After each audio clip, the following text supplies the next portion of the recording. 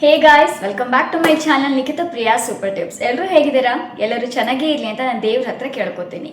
Friends, ಇವತ್ತಿನ video ನಮ್ಮ ಮೊಲೆಗಳು ಅಥವಾ ಹೆಣ್ಮಕ್ಳ ಮೊಲೆಗಳು ಅಥವಾ ಸ್ತನಗಳು ಅಂತ ಹೇಳ್ತೀವಲ್ಲ, ಬ್ರೆಸ್ಟ್ ಸ್ಯಾಗಿಂಗ್ ಆಗಿರುತ್ತೆ, ಅಂದರೆ ಜೋತು ಬಿದ್ದಿರುತ್ತೆ. ಏಜ್ ಆಗ್ತಾ ಆಗ್ತಾ ಅಥವಾ ವೆಯ್ಟ್ ಗೇನ್ ಆಗ್ತಾ ಆಗ್ತಾ ನಮ್ಮ ಬ್ರೆಸ್ಟ್ ಸ್ಯಾಗಿಂಗ್ ಆಗಿರುತ್ತೆ.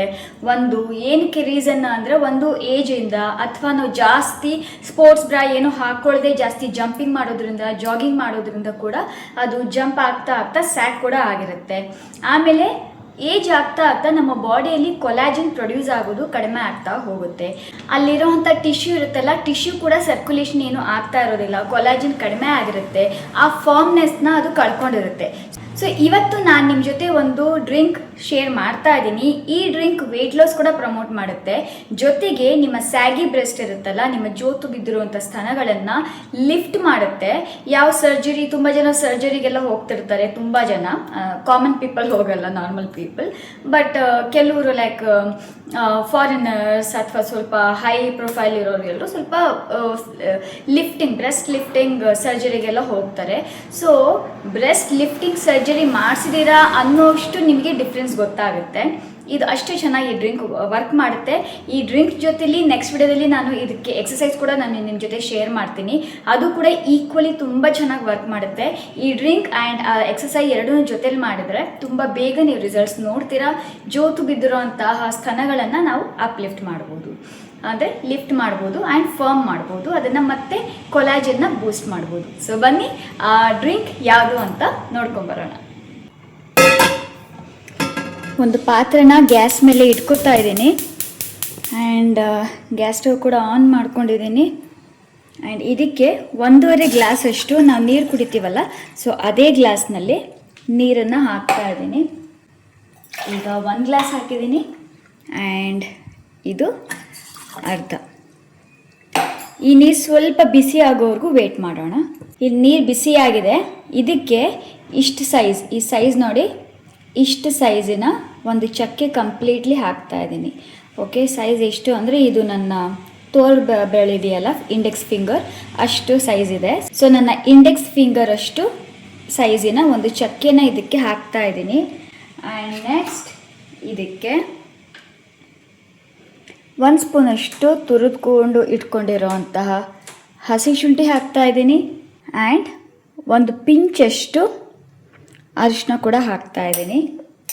ಈಗ ಇದೆಲ್ಲವೂ ಚೆನ್ನಾಗಿ ಕುದೀಲಿ. ಈಗ 1.5 ಗ್ಲಾಸಷ್ಟು ನೀರು ಹಾಕಿದ್ದೀವಲ್ವ, ಈ 1.5 ಗ್ಲಾಸ್ 1 ಗ್ಲಾಸ್ ಆಗುವಷ್ಟು ಇದನ್ನು ಕುದಿಸೋಣ. ಹೇಳಬೇಕು ಅಂದರೆ ಕಲರ್ ಚೇಂಜ್ ಆಗುತ್ತೆ, ನೀರು ಒಂಥರ ಲೈಟ್ ಬ್ರೌನಿಷ್ ಕಲರ್ ಬರುತ್ತೆ. ಸೊ ಅಲ್ಲಿವರೆಗೂ ಇದನ್ನು ಕುದಿಸೋಣ. ಇಲ್ಲಿ ನೋಡಿ, ಇದು ಕುದೀತಾ ಇದೆ ಆ್ಯಂಡ್ ಚೆನ್ನಾಗಿ ಕುದ್ದಿದೆ. ಈಗ ನಾನು ಇದನ್ನು ಆಫ್ ಮಾಡ್ತಾ ಇದ್ದೀನಿ. ಇದು ತುಂಬ ಬಿಸಿ ಇದೆ ಅಲ್ವಾ, ಇದು ಉಗುರು ಬೆಚ್ಚಗೆ ಆಗೋವರೆಗೂ ಸ್ವಲ್ಪ ಹೊತ್ತು ವೇಟ್ ಮಾಡೋಣ. ಸೊ ಇಲ್ಲಿ ನೋಡಿ, ಈಗಿದು ಉಗುರು ಬೆಚ್ಚಗೆ ಆಗೋಷ್ಟು ತಣ್ಣಗಾಗಿದೆ. ಕಂಪ್ಲೀಟ್ಲಿ ತಣ್ಣಗಾಗೋದಕ್ಕೆ ಬಿಡೋಕ್ಕೆ ಹೋಗಬೇಡಿ, ಉಗುರು ಬೆಚ್ಚಗೆ ಇರಬೇಕು ಅಷ್ಟೇ. ಅಂದರೆ ನಿಮಗೆ ಎಷ್ಟು ಬಿಸಿ ತಡ್ಕೊಳಕ್ಕಾಗುತ್ತೋ ಅಷ್ಟು ಬಿಸಿ ಆದರೆ ಸಾಕು. ಆ್ಯಂಡ್ ನೆಕ್ಸ್ಟ್ ಒಂದು ಗ್ಲಾಸ್ ತಗೋತಾ ಇದ್ದೀನಿ. ಈಗ ಇದನ್ನು ಫಿಲ್ಟರ್ ಮಾಡ್ಕೊಳ್ಳೋಣ.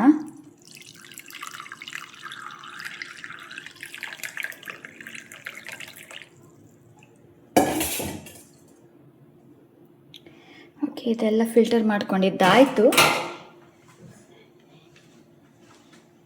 ಈಗ ಇದಕ್ಕೆ ಅರ್ಧ ನಿಂಬೆ ಹಣ್ಣಿನ ರಸನ ಕಂಪ್ಲೀಟ್ಲಿ ಇದಕ್ಕೆ ಹಿಂಡ್ಕೋತಾ ಇದ್ದೀನಿ. ಬೀಜನೆಲ್ಲ ತೆಗ್ದಿದ್ದೀನಿ.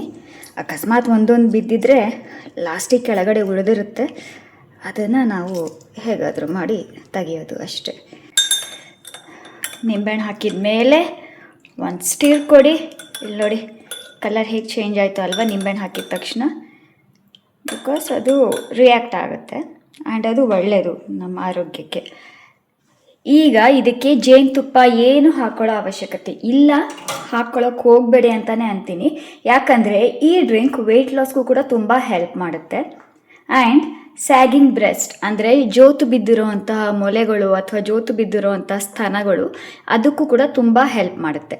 ಈಗ ಇದನ್ನು ಯಾವಾಗ ಕುಡಿಬೇಕು ಅಂತ ಹೇಳ್ತೀನಿ. ಸೊ ರೆಡಿ ಆಗಿದೆ ಎಲ್ಲ ಮನೇಲಿರೋವಂಥ ಇಂಗ್ರೀಡಿಯೆಂಟ್ಸ್. Easy simple. ಇನ್ನೊಂದು ಡ್ರಿಂಕ್ ಇದೆ, ಆದರೆ ಅದು ಆದಷ್ಟು ಮನೇಲಿ ಸಿಗೋದಿಲ್ಲ, ನಾವು ತಂದುಬಿಟ್ಟು ಅದನ್ನು ಪ್ರಿಪೇರ್ ಮಾಡಬೇಕಾಗುತ್ತೆ. ಅದಕ್ಕೆ ನೀವು ಓಕೆ ಅನ್ನೋ ಹಾಗಿದ್ರೆ ನಾನು ನಿಮ್ಮ ಜೊತೆ ಶೇರ್ ಮಾಡ್ತೀನಿ. ಅದಕ್ಕೆ ಸೋಯಾ ಮಿಲ್ಕ್ ಎಲ್ಲ ಬೇಕು. ಇದು ಕೂಡ ಚೆನ್ನಾಗಿ ವರ್ಕ್ ಮಾಡುತ್ತೆ. ಸೊ ಇದು ತುಂಬ ಚೆನ್ನಾಗಿ ವರ್ಕ್ ಮಾಡುತ್ತೆ ಫ್ರೆಂಡ್ಸ್. ಇದನ್ನು ನೀವು ತಪ್ಪದೆ 30 ಡೇಸ್ವರೆಗೂ ತಗೊಳ್ಳೇಬೇಕಾಗುತ್ತೆ. 1 ಮಂತ್ನಲ್ಲಿ ನಿಮಗೆ ರಿಸಲ್ಟ್ ತುಂಬ ಚೆನ್ನಾಗಿ ಬರುತ್ತೆ. ನೀವು ಬೇಕಿದ್ರೆ ಟ್ರೈ ಮಾಡಿ, ತುಂಬ ಚೆನ್ನಾಗಿ ಬರುತ್ತೆ. ಆ್ಯಂಡ್ ಜೊತೆಗೆ ಬ್ರೆಸ್ಟ್ ಲಿಫ್ಟಿಂಗ್ ಎಕ್ಸಸೈಸ್ ಕೂಡ ಮಾಡಬೇಕಾಗುತ್ತೆ. ತುಂಬ ಸಿಂಪಲ್ ಆಗಿರೋವಂಥದ್ದು. ಅದು ಕೂಡ ನಿಮ್ಮ ಜೊತೆ ನಾನು ಶೇರ್ ಮಾಡ್ತೀನಿ. ಇವತ್ತು ಈ ವಿಡಿಯೋ ಪೋಸ್ಟ್ ಮಾಡಿದರೆ ನಾಳೆ ಅಥವಾ ನಾಡಿದ್ದು ನಾನು ಬ್ರೆಸ್ಟ್ ಲಿಫ್ಟಿಂಗ್ ಎಕ್ಸಸೈಸ್ ಕೂಡ ನಿಮ್ಮ ಜೊತೆ ನಾನು ಶೇರ್ ಮಾಡ್ತೀನಿ. ತುಂಬ ಸಖತ್ತಾಗಿ ವರ್ಕ್ ಮಾಡುತ್ತೆ. ಇದೆರಡನ್ನೂ ಜೊತೆಲಿ ನೀವು ಅದು ಎಕ್ಸಸೈಸ್ ಮಾಡ್ತಾ ಇದನ್ನು ಕುಡಿತಾ ನೀವು ಸ್ವಲ್ಪ ನಿಮ್ಮ ಬ್ರೆಸ್ಟ್ಗೆ ನಿಮ್ಮ ಬಾಡಿಗೆ ಟೈಮ್ ಕೊಟ್ಟರೆ ಮತ್ತೆ ನೀವು ಯಂಗಾಗಿ ಕಾಣ್ಬೋದು. ತುಂಬ ಜನ ಯಂಗ್ ಏಜಲ್ಲೂ ಕೂಡ ಅವ್ರ ಬ್ರೆಸ್ಟ್ ಸ್ಯಾಗಿಂಗ್ ಥರ ಕಾಣಿಸ್ತಾ ಇರುತ್ತೆ. ಸ್ವಲ್ಪ ಬ್ರೆಸ್ಟ್ ಲಿಫ್ಟಿಂಗ್ ಬ್ರಾ ಥರ ಎಲ್ಲ ಹಾಕೋತಾರೆ, ಆದರೂ ಕೂಡ ಅಷ್ಟೊಂದು ವರ್ಕ್ ಮಾಡೋದಿಲ್ಲ ಅದು. ಸೊ ಇದನ್ನು ಯೂಸ್ ಮಾಡಿ ನ್ಯಾಚುರಲ್ ಆಗಿ ನಿಮ್ಮ ಬ್ರೆಸ್ಟ್ ಲಿಫ್ಟ್ ಆಗುತ್ತೆ. ಇದನ್ನು ಪ್ರತಿ ದಿವಸ ಬೆಳಗ್ಗೆ ಖಾಲಿ ಹೊಟ್ಟೆಗೆ ಕುಡಿಬೇಕು. ಇದರಿಂದ ಏನಾಗುತ್ತೆ, ಖಾಲಿ ಹೊಟ್ಟೆ ಕುಡಿಯೋದ್ರಿಂದ ತುಂಬ ಬೆಸ್ಟ್ ರಿಸಲ್ಟ್ ಬರುತ್ತೆ. ಆ್ಯಂಡ್ ಜೊತೆಗೆ ನಿಮ್ಮ ವೆಯ್ಟ್ ಲಾಸ್ ಕೂಡ ತುಂಬ ಚೆನ್ನಾಗಾಗುತ್ತೆ. ವೆಯ್ಟ್ ಲಾಸ್ ಆದರೂ ಕೂಡ ನಿಮ್ಮ ಬ್ರೆಸ್ಟ್ ಸ್ಯಾಗಿನೆಸ್ ಆಗೋದಿಲ್ಲ.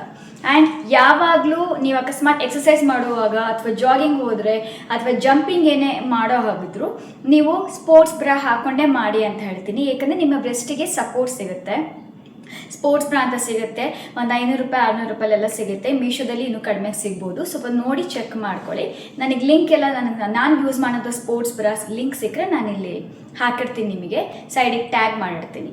ಆ್ಯಂಡ್ ನೆಕ್ಸ್ಟ್, ನೀವು ಯಾವ ಆಯಿಲಲ್ಲಿ ನೀವು ಕಂಫರ್ಟ್ ಆಗಿದ್ದೀರಾ ಆ ಆಯಿಲ್ನ ಯೂಸ್ ಮಾಡಿ ನಾವು ಸ್ನಾನಕ್ಕೂ ಮುಂಚೆ ಸ್ವಲ್ಪ ಲಿಫ್ಟ್ ಮಾಡ್ತಾ ನಿಮ್ಮ ಬ್ರೆಸ್ಟನ್ನು ಮಸಾಜ್ ಮಾಡ್ಕೊಳ್ಳಿ.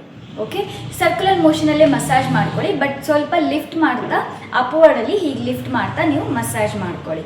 ಜಾಸ್ತಿ ಹೊತ್ತೇನು ಬೇಡ, 30 ಸೆಕೆಂಡ್ಸ್ ಟು 1 ಮಿನಿಟ್ ಅಷ್ಟು ನೀವು ಟೈಮ್ ಕೊಟ್ಟರೆ ಸಾಕು each ಬ್ರೆಸ್ಟಿಗೆ.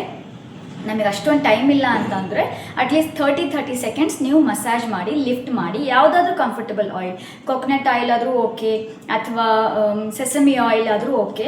Cold press oil use ಮಾಡಿ ಅಂತಲೇ ಹೇಳ್ತೀನಿ ಸ್ಕಿನ್ನಿಗೆ. ನೆಕ್ಸ್ಟ್ ಇದಾದಮೇಲೆ ಬ್ರಾಸ್ ಯೂಸ್ ಮಾಡಿ.